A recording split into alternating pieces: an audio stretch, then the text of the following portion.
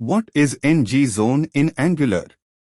How to implement ngZone in Angular?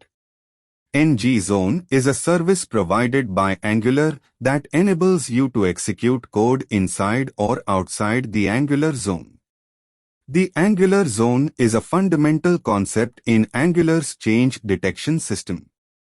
It is a wrapper around the execution context, i.e., the scope, of your application. When a change detection cycle runs, Angular runs its code inside the zone to track changes and update the view. ngZone provides a mechanism to run code either inside or outside the Angular zone. This can be useful in scenarios where you need to execute code that may trigger change detection, but you don't want to run the entire change detection cycle. Here is an example of how to use ngZone. In the example above, we inject ngZone into our components constructor and then use its runOutsideAngular and run methods to run our code either inside or outside the Angular zone.